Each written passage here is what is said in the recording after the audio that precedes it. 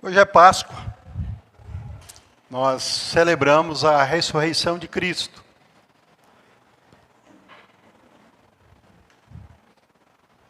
Claro que desde o começo da semana,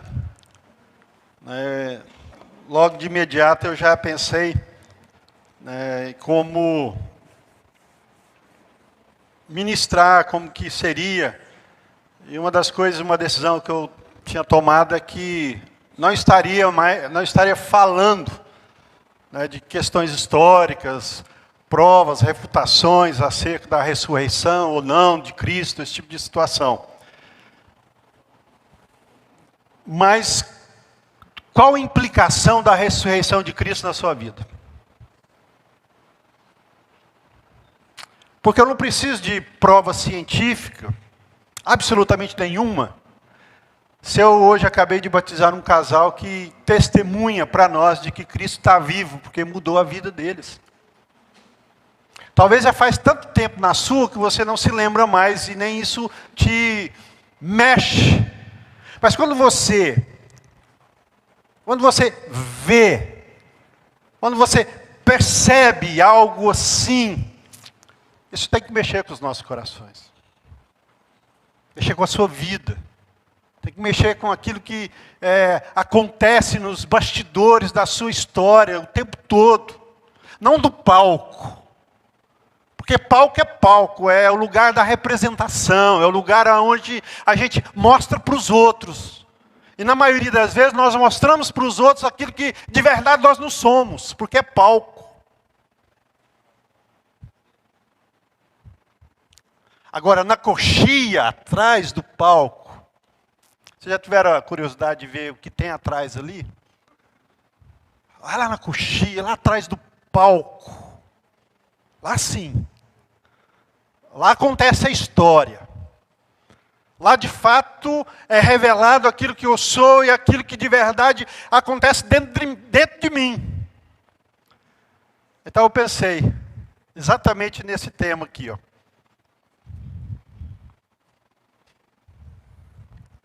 Foi por você. Toda a história, todo o processo, tudo que aconteceu, desde o Éden, até o dia de hoje, até a consumação dos séculos, absolutamente tudo foi por você. Você sempre esteve, está no olhar, na visão de Deus. Mais do que isso, você sempre vai ser objeto do amor de Deus. Sempre. Sempre. Então você imagina todo um plano criado, elaborado, pensado, arquitetado, colocado em execução durante vários séculos, anos após anos, pensando em você. Se hoje nós estamos aqui celebrando a ressurreição de Cristo, foi por você. Por você. Diga bem forte para a pessoa que está do seu lado. Jesus morreu e ressuscitou por você. Não, ficou muito zunido aí, eu não entendi nada. Também não foi para mim, né? Mas ficou meio esquisito esse negócio. Fala bem firme, fala forte, não tenha medo. Você está falando para quem, Cleitinho? Vai lá e fala para a Valesca, Cleitinho. Vai lá e fala bem perto dela. Está falando sozinho, Cleitinho? Isso, deixa ninguém sozinho não. Adriana, ali ó. Fala pertinho. Vamos lá de novo. Jesus morreu e ressuscitou por você. Fala bem forte. Isso, sai do pulmão um negócio desse. Amém. Aleluia. É isso aí, ué. Parece estar com medo de falar uma verdade tão grandiosa, tão especial, tão poderosa. É isso. Foi por você, foi por mim, por nós. Deus amou o mundo de tal maneira que deu seu Filho unigênito, para que todo o que nele crê não pereça, mas tenha a vida eterna. Na sexta, é a sexta da agonia, da dor, do desespero. A sexta é a noite da angústia.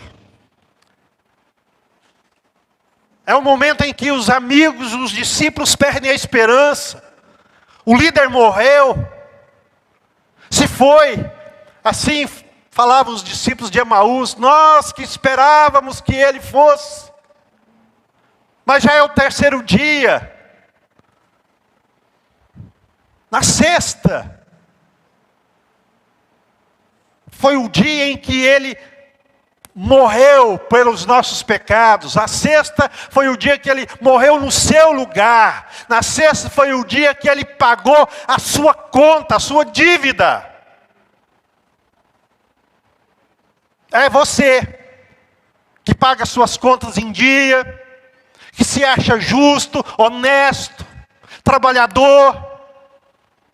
Você que se acha um bom pai. Você é pecador, dependente de Deus. Você não é tão justo como você imagina. Mais do que isso, sua dívida era altíssima com Deus, impagável, aliás, impagável. Quando Jesus desce, vai para o madeiro, ele está morrendo a sua morte. Ele morreu a sua morte. Quem devia estar ali era você.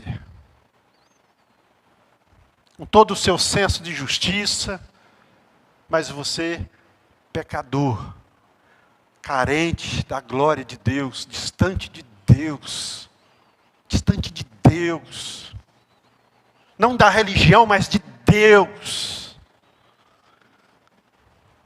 E é tão verdade que você se sente, né? Ou se sentia, ou se sente, talvez você esteja aqui, né?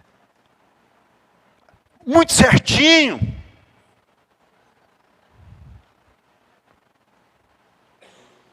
Mas você não é capaz de cumprir 10 mandamentos? 10.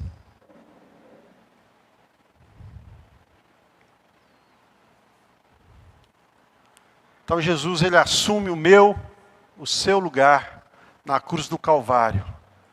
Leva a nossa dívida toda com ele.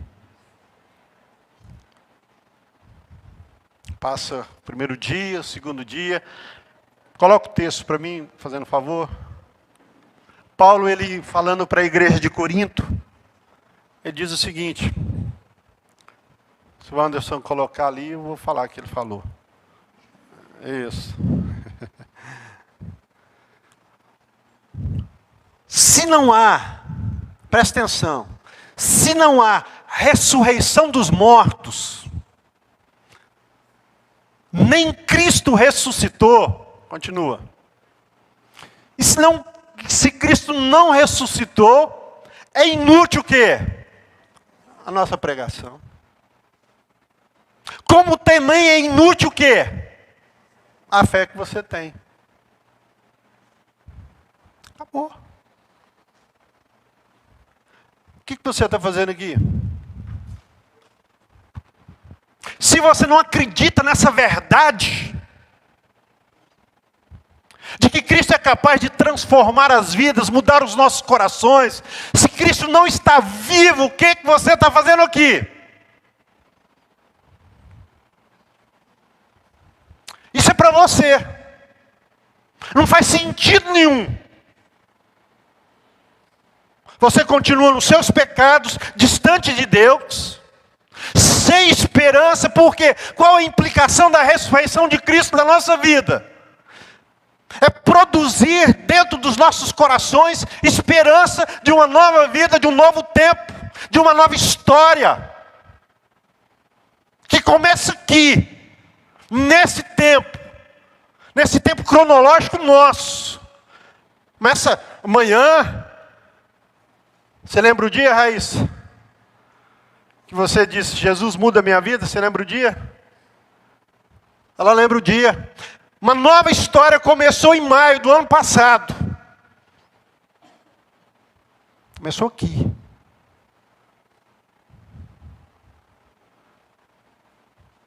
Essa implicação de que a vida passou a ser olhada dentro de uma outra perspectiva, dentro de outra ótica, dentro de uma outra forma de encarar a realidade desse mundo tenebroso. De que eu não estou mais sozinho, de que Ele é o meu companheiro, de que Ele está comigo todos os dias, de que Ele vive eternamente, e mais do que isso, produziu dentro do meu coração a esperança de uma nova vida após a morte. Porque Paulo continua dizendo, olha, se a sua vida, presta atenção, se a sua vida se resume apenas a essa vida de Cristo aqui, ou seja, só aqui. Sabe o que Paulo disse para você, Fernando, disse para mim, Carol? Que você é o mais miserável dos homens.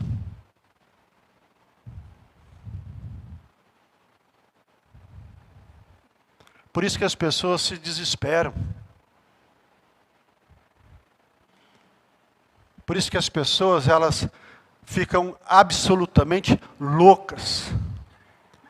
Porque a vida aqui passa rapidamente. Se não há dentro dos nossos corações esta semente de fé, de que de verdade a vida continua,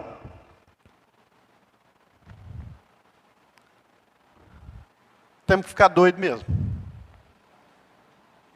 Não dá para encarar uma realidade terrível, de tanta angústia, de tanta tristeza nesse mundo, de tanta injustiça.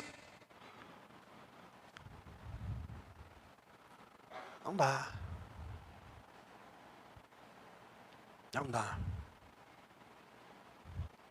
Eu já disse aqui, já falei em vários lugares, velório. Depois que sepultei meu pai, estava voltando para um acampamento, indagando com Deus a respeito do que tinha acontecido. Eu estava igual o discípulo de Emaús. Enquanto eu estava voltando para o acampamento, eu estava indagando com Deus sobre o que tinha acontecido. Isso mudou absolutamente a perspectiva do fato em si, do que tinha ocorrido dentro do meu coração, para me conseguir caminhar de uma forma mais palpável. Eu falava com Deus mais ou menos assim, fala, Deus, mas eu orei para que meu pai não morresse. E meu pai morreu. Eu lembro que eu repetia isso. E quanto mais eu repetia isso, isso ia machucando meu coração.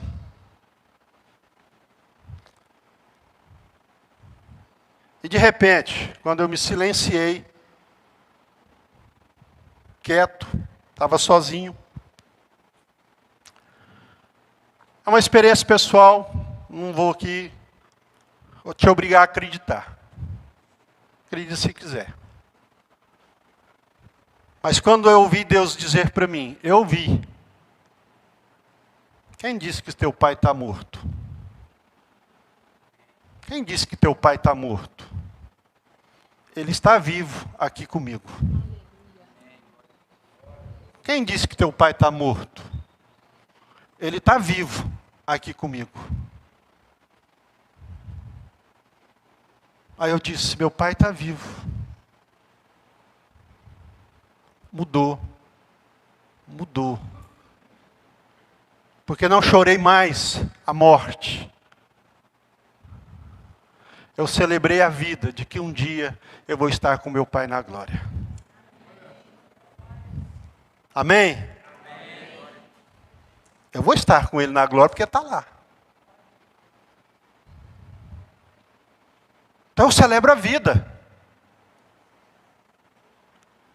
A ressurreição de Cristo, ele implica em mudanças internas na perspectiva de como nós encaramos a nossa vida. Se nós queremos construir aqui, para viver somente aqui, ou se nós queremos construir a vida para a eternidade. Então eu preciso compreender acerca dos valores do reino de Deus dentro de mim e como eu vou reagir aos valores deste mundo.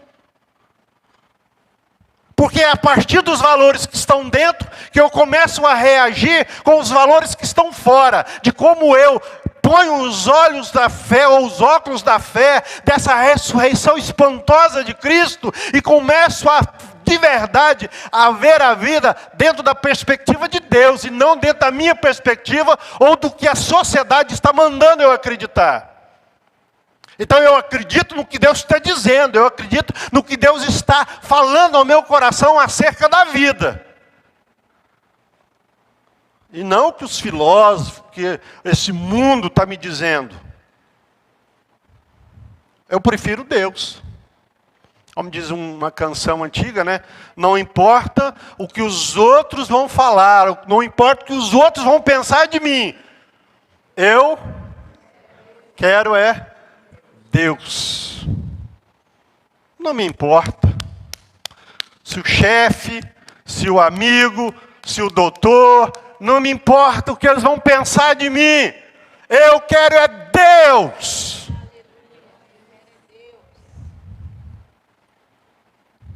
É isso. Mas é a partir daquilo que de fato aconteceu dentro de mim, na ressurreição de Cristo, que transformou, abriu os meus olhos e me fez ver de fato quem eu sou. Imperfeito, sim. Muito imperfeito.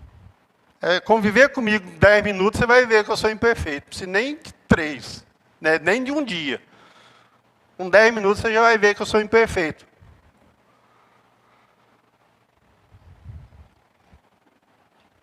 Mas é a verdade. É que a ressurreição de Cristo traz essa implicação de enxergar a vida dentro de uma outra ótica. Dentro de uma outra perspectiva. De que Ele vive e que Ele continua transformando corações. Mudou o seu? Como é que você está? O que mudou aí dentro? Como você está enxergando a vida hoje? Do mesmo jeito? Cuidado. Se está do mesmo jeitinho, não mudou nada, você está com um problema. Você está com um problema. Porque se Jesus entra, a vida muda. A perspectiva muda, o olhar muda, é um outro olhar para a vida, é um outro olhar acerca das coisas do reino de Deus, é dentro da perspectiva do reino de Deus, ou seja, é tudo para Ele. Se eu existo para Ele. O que eu faço para Ele. Por isso que no ministério, no trabalho da igreja, é para Ele. Tudo para Ele. Então eu tenho que fazer bem feito. Se é para Ele, é para Ele. Se eu trabalho bem feito, seja na empresa ou em qualquer lugar, você trabalha para Ele. Você serve, né, na empresa para a glória dEle. Se você pensa que é só para ganhar dinheiro, você está errado de novo. O dinheiro não pode mover sua vida. Quem tem que mover sua vida é o Espírito de Deus, para Ele. O dinheiro é a consequência do trabalho e não o objetivo central da sua existência. Quem corre atrás de dinheiro só pelo dinheiro é quem não entendeu ainda sobre a ressurreição de Cristo. Não mudou o olhar. Ah, pastor, então eu não tenho que ganhar dinheiro. Não disse isso nenhuma vez. Pelo contrário, você tem que ganhar muito dinheiro. Trabalhar muito para Ele. Para Ele. Para Ele. Dentro dessa perspectiva de que a ressurreição de Cristo, ela traz esse impacto transformador dentro de nós. Não vou ficar aqui dando provas irrefutáveis de que Cristo vive. Não preciso. Você está aqui, eu estou aqui. Acabamos de celebrar o batismo do Clébio com a Raíssa. Isso é prova incontestável de que Cristo continua transformando corações. Morto não faz isso. Só quem está vivo. Só quem está vivo. Queridos, como é que está aí dentro? Como é que você olha as coisas? Você vive para quem? Você quer o quê? De verdade. De verdade. Que esperança que tem nesse mundo? Você tem alguma esperança nesse mundo ainda? De verdade.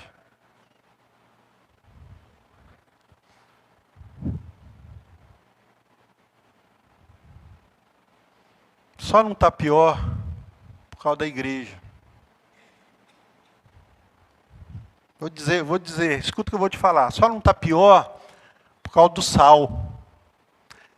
Porque o sal, ele tem um poder tremendo de fazer o quê? Não é só de temperar, mas de conservar, preservar. Só não está pior por causa da igreja.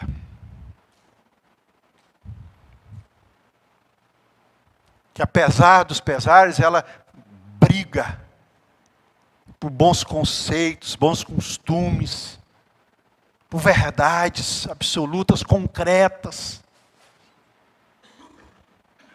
Por causa da igreja. Por isso que há uma luta constante para tentar envergonhar a igreja, para desconstruir a verdade da igreja, para desconstruir as verdades das Escrituras. Há uma briga enorme nos portais, fora da igreja, nas faculdades, nas pessoas que detêm o poder cultural, social, para desconstruir as verdades bíblicas o tempo todo.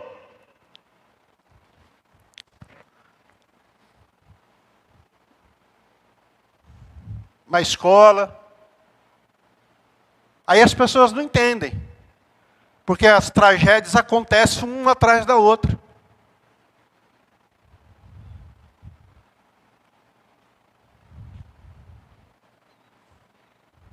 É muito interessante essa forma. Tira-se a Bíblia das crianças, das escolas, porque não pode. Mas quer que leve a Bíblia e a palavra de Deus nos presídios.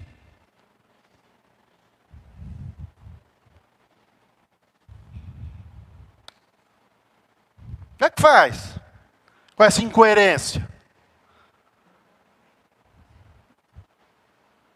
Depois do leite derramado, na escola não pode. Mas no presídio pode.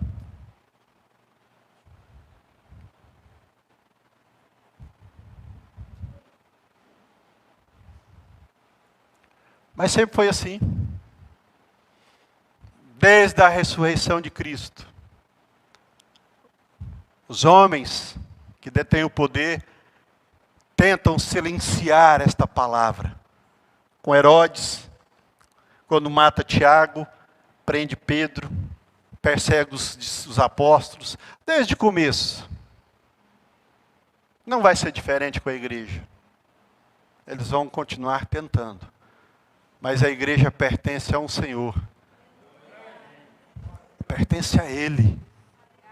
Pertence a Ele. Ah, pastor, mas e se fechar a igreja física? Quantas quiserem fechar. Mas a igreja de Cristo, essa ninguém fecha. Ninguém fecha.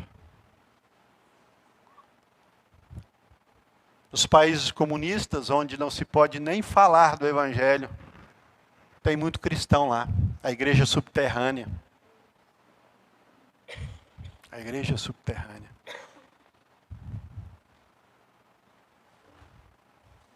Nós precisamos nos lembrar disso. Desse impacto social da ressurreição de Cristo na vida das pessoas. Do impacto transformador, regenerador de Cristo vivo na vida das pessoas. Do impacto transformador de Cristo em todos os lugares do mundo.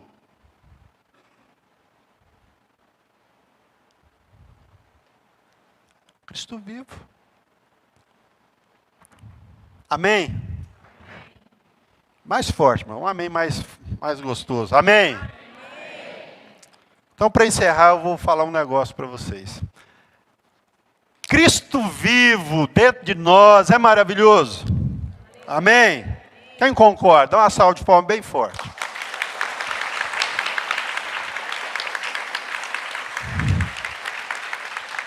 Amém. Agora segura na mão do irmão, se puder, claro, na cadeira, que eu vou te falar. Eu vou te falar, talvez você não vai gostar, então você vai precisar da ajuda. Você é tão bom porque você não fala para o seu amigo. Se Cristo é tudo isso, você está pensando, Antônio, por que você não fala para o seu amigo? Por que você não chama ele para vir aqui? Por que você não diz, Jesus é maravilhoso sim, ele mudou minha vida, por que você não diz para ele? Fica essa vidinha aí, né? Reclamando de tudo, murmurando. Por que você não fala para ele? Fala para ele, Cristiano. Fala, Dirce. Fala, Natália. Fala, ele não é bom. Cristo não é tudo isso que você está falando, está batendo palma para ele, está dizendo que ele é bom, Donizete. Por que você não fala para os seus amigos lá? Fica com medo deles? O que eles vão pensar de mim? Eles já pensam de você, meu querido. Se você fosse falar, você estava enrolado. Mas vou perder o amigo. Não se perde amigo. Escuta o que eu vou te dizer. Amigo não se perde. Se perdeu, nunca foi. Nunca foi. E amigo, você conta na palma da mão, filho. Você não enche a mão. Colega você tem muito, mas amigo, você pode contar nos dedos. Você tem colega. Amigo, você não tem questão de amigo, não. Te garanto. Te garanto que você não tem esse de amigo. E nem amiga. Vou perder meu amigo. Perde nada. Amigo você não perde. Amigo quer ver seu bem. Por que você não diz isso? Está com medo de quê? Então Jesus não é tudo isso para a sua vida, não. Você me desculpe, mas não é. Papo furado. Papo furado. Agora, se ele não quer, não precisa perder a amizade. Mas é um problema dele. Mas é um problema dele.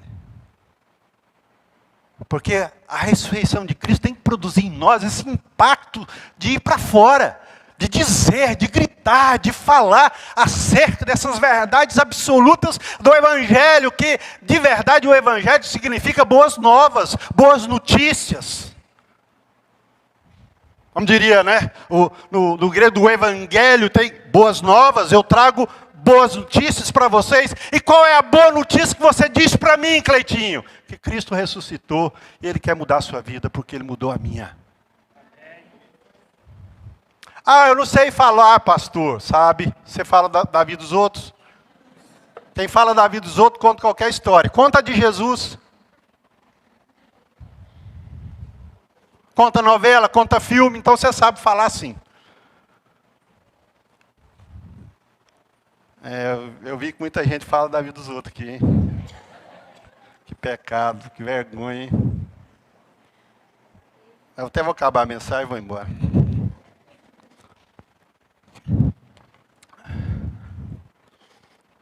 Jesus muda a nossa vida. Diz isso. Todo mundo sabe contar uma história. Conta a sua. Conta a sua. Não se contar do outro, não. Conta a sua. Viu, Jean? Conta a sua. Conta a sua, Paulo. Conta a sua, Leandro. Eu tenho uma história boa com o Leandro. Né, Leandro? Eu quase tive um infarto com o Leandro. Há uns 15 dias atrás nós recebemos a Daila, né? E ela disse, meu marido falou um punhado de coisa lá, dentre eles que ele não queria mais ir na igreja, né? Aí nós fomos para o curso, eu não lembrava do Leandro, né? Não conhecia o Leandro, não conhecia o Leandro. Quem senta do meu lado no curso? Leandro. E eu falando desse jeito, né? Doido de tudo, né? E eu estava piorzinho um pouco, né? Estava fora da casinha completamente. Falei um monte, nem lembro direito, viu? Ele deve saber algumas coisas, eu não lembro nada que eu falei. Falei um monte do que eu pensava, não pensava, do que eu estava... Falei. Quem me conhece sabe que eu vivo assim. Passado um tempo, primeiro intervalo, chego perto do Emerson. Aí o Emerson falou assim, sabe quem é aquele rapaz lá? Ele falou, não. Eu falei, é o Leandro, esposo da Dai. Eu falei, vixe, nunca mais vai na igreja. Nunca mais ele vai na igreja. Porque agora, conhecendo o pastor desse jeito... Vem cá, Leandro. Chega aqui. Dá um abraço aqui. Foi o contrário, né? Foi o contrário, né? Você conheceu... Eu achei um dos meus. Achou um maluco também? Achei um maluco. Aí foi aí que eu comecei a vir na igreja. Aí no domingo eu estava aqui, firme. Aí vai fazer um ano já. Amém. Glória a Deus. Deus abençoe. Maio, você falou, né? Maio.